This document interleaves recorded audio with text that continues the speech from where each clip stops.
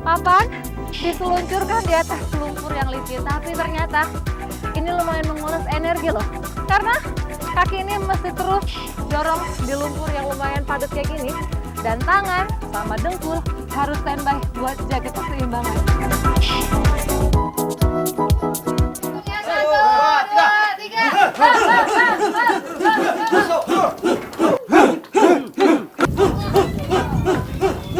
Nah gini nih serunya masyarakat Duano kalau lagi masang tongkat rumah. Jadi yang masuk ke dalam itu setengah dari batang pohon yang ditebang.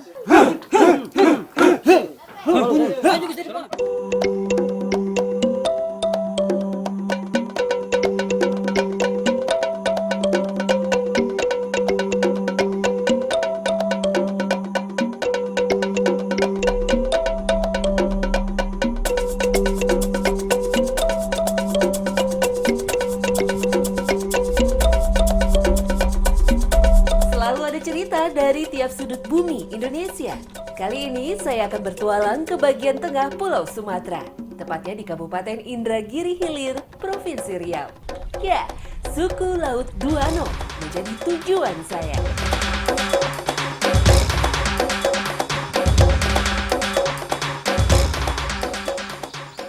Hey, ini saya lagi ada di kawasan Bekawan. Saya mau menuju perkampungan suku Duano, suku laut yang tinggal tuh di sana. Tapi ini lagi surut air, jadi kita mesti melewati lautan lumpur di mana-mana. Cuma nggak masalah sih, nih ada sampan yang bisa bawa kita. Namanya sampan leper. Ayo Pak.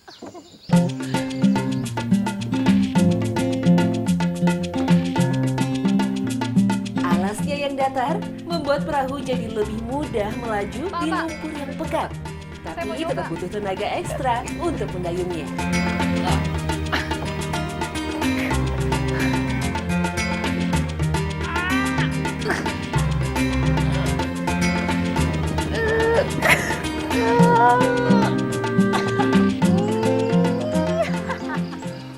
Gak gerak Pak.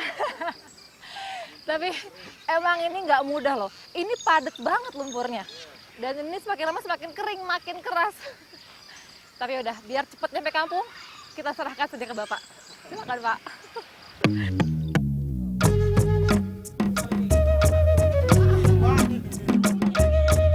Makin kena terpaan panas, lumpur pun akan semakin mengeras. Jadi makin sulit mengayuh sampan ini.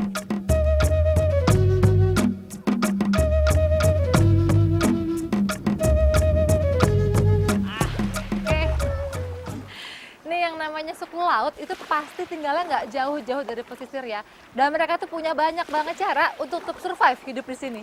Dan ini nih, pas lagi banyak lumpur, pas air lagi surut, ini biasanya masyarakat malah berburu kerang. Di sini sebutnya manongkah kerang. Kayak bakal seru tuh, saya mau ikutan.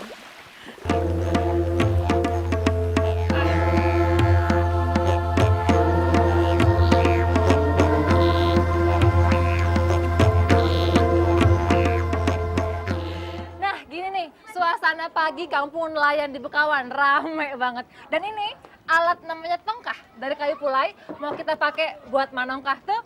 Saya tunggu sama ibu-ibu. Siap manongkah? Ayo Bu.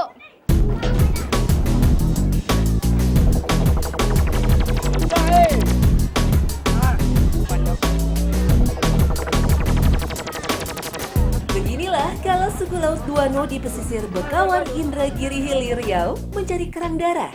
Sudah menjadi tradisi, masyarakat berjibaku dengan lumpur, melakukan apa yang disebut bahasa di sini, manongkah kerang.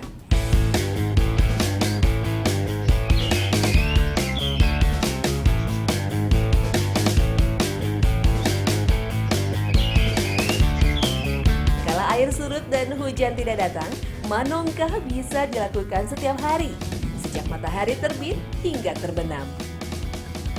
Nah, agar papan tongkah bisa melaju kencang, kaki harus kuat mengayuh. Papan tongkah terbuat dari kayu pulai yang ringan, jadi memudahkan bergerak di atas lumpur.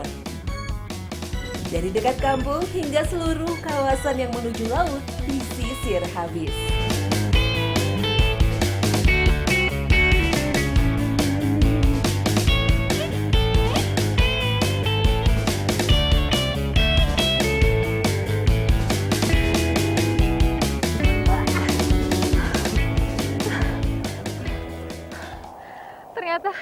kelihatannya gampang ya.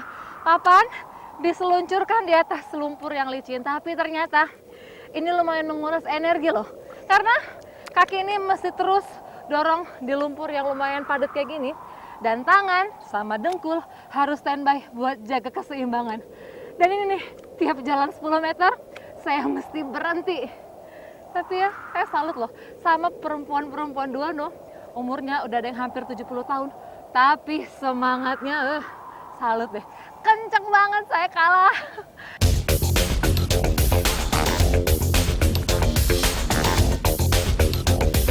Di Kabupaten Indragiri Hilir, Riau, suku Duano tersebar di daerah Tanah Merah, Bekawan, Concong, dan Rete. Beberapa pesisir di Provinsi Jambi juga menjadi kampung masyarakat keturunan Proto Melayu ini.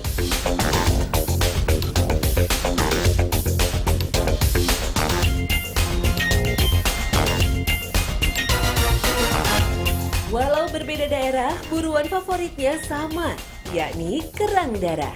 Nama ilmiahnya Anadara granosa.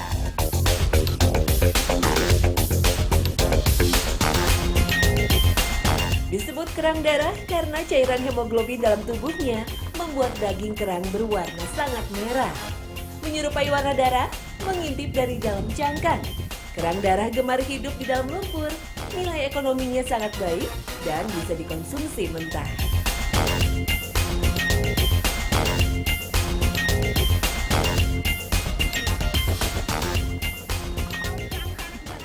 Nah, jadi tuh di areal seluas ini itu ada beberapa jenis lubang. Nah, beda lubang, beda juga hasil tangkapannya. Tapi kalau khusus rumah kerang, nah kayak gini nih. Hai, dapat kerangnya. Tapi untuk hasil buruan ini masih terlalu kecil ya. Jadi kita biarkan dia tumbuh dengan besar.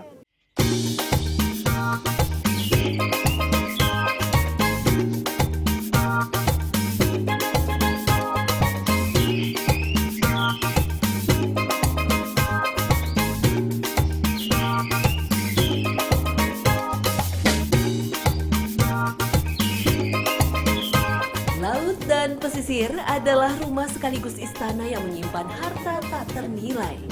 Kalau musim panen besar, kerang menjadi hasil laut andalan, Banyak mah dapetnya. baik untuk dikonsumsi maupun untuk dijual. Sejak dulu, makanan berprotein tinggi ini menjadi panganan utama suku Duano. Dalam bahasa Duano, kerang disebut tiangan.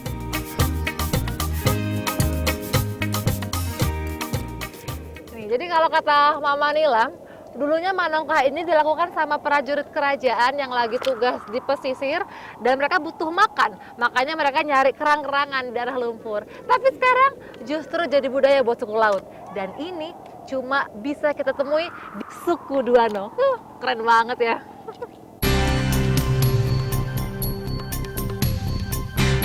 Mencari kerang seperti ini menjadi aktivitas yang menguras keringat sekaligus momen kebersamaan. Bisa dibilang, tanpa manongkah, seakan tak ada lagi semangat suku Duano. Inilah yang membuat tradisi seluncur di lumpur mengakar kuat. Meski kian hari, hasil laut kian tak menentu.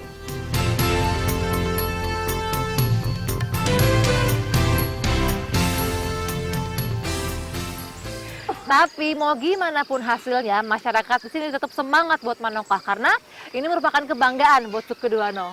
Salut. Ayo Bu, kita ke kampung.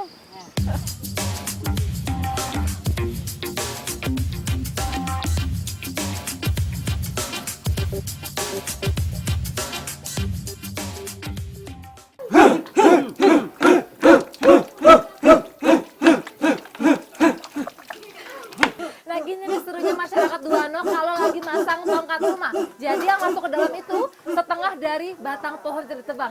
Ya gini nih prosesnya. Jadi tongkat dikasih penyangga terus diinjak rame-rame sampai masuk ke dalam. Menyulam tongkat yang dijadikan tiang-tiang rumah harus cepat diselesaikan.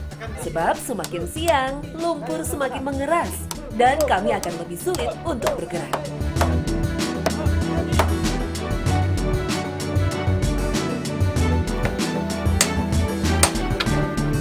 Waktu yang paling tepat kala air surut. Jadi kami bekerja dikejar waktu. Sulaman tiang harus rampung sebelum laut pasang kembali. Agar batang nibung kokoh berdiri di permukaan berlumpur, posisi kayu dibuat pas menyanggah alas rumah. Struktur rumah khas suku Laut Duano dirancang khusus agar tak mudah rapuh walau terus terendam air laut.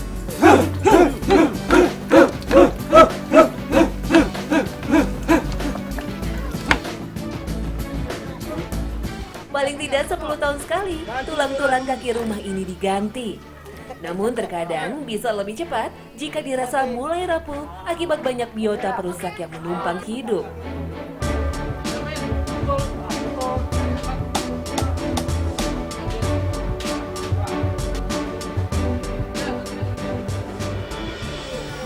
Ini nih, tritip musuh utamanya tiang-tiang rumah yang ada di kawasan pesisir kayak gini nih. Apalagi tiang-tiang terluar ya, yang langsung bersentuhan sama perairan. Dan ini, makin banyak tritip, makin cepat juga keropos nih tiang-tiang rumahnya. Jadi memang mesti disulam kayak gitu.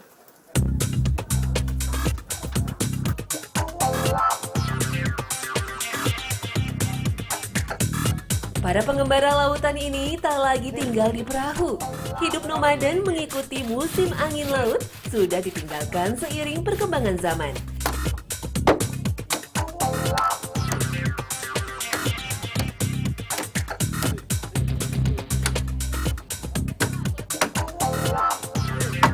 Semua rumah apung suku Laut Duano terbuat dari kayu nibung, sebutan warga setempat untuk jenis pohon palem.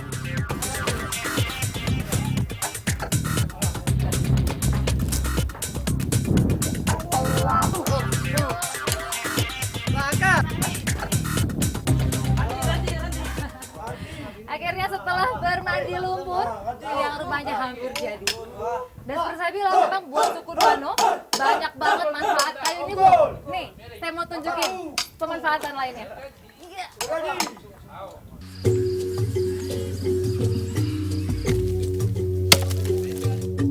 Menebang pohon palem tidak mudah.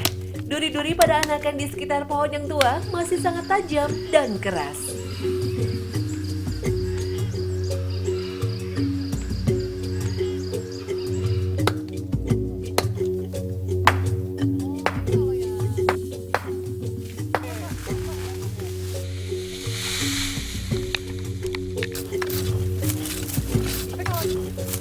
Ini tuh. Ambil udah yang gerak.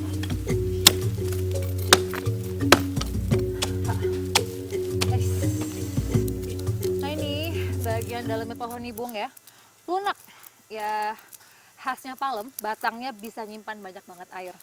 Tapi nih, bagian luarnya keras banget. Dan ini nih yang bikin pohon nibung jadi banyak banget dimanfaatin sama suku Duano. Palem tumbuh liar dan berumpun. Tingginya bisa mencapai 30 meter. Banyak sekali manfaatnya, mulai dari daun, bunga, dan buah, sampai batangnya yang dijadikan struktur utama rumah apung suku Duano.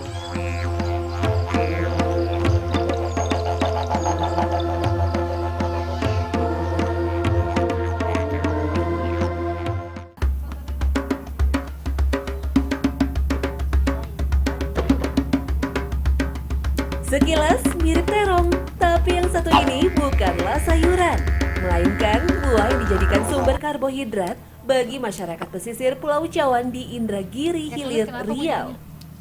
Buah tumu, begitulah sebutan lokal buah dari pepohonan mangrove ini.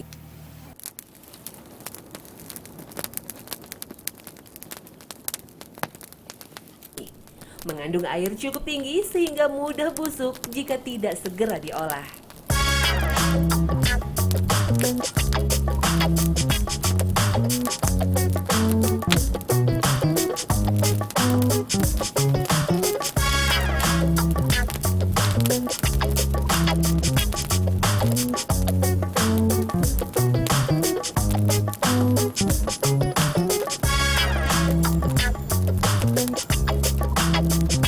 Tumu akan dimasak menjadi nasi. Proses pengolahannya cukup panjang, sebab ada kandungan getah dan racun yang harus dihilangkan terlebih dahulu.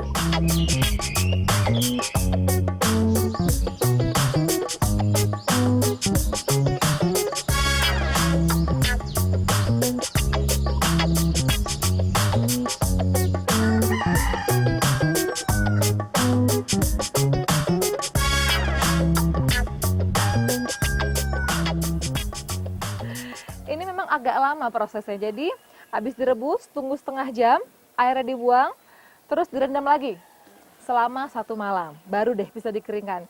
Karena memang itu caranya buat menghilangkan racun dari buah tumu ini. Karena sifat racunnya ini larut dalam air. Makin banyak air, makin larut racunnya, makin aman buat dikonsumsi.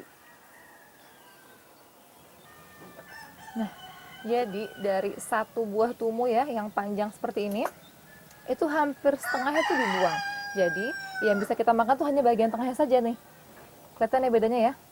Yang warna lebih kuning, lebih oranye ini.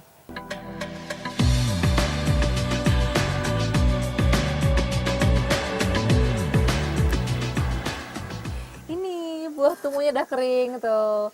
Jadi tambah coklat dan memang dia jadi semakin menciut ya ukurannya. Tapi kalau udah kering seperti ini bisa tahan sampai setahun ke depan. Tapi kalau sekarang saya mau langsung masak.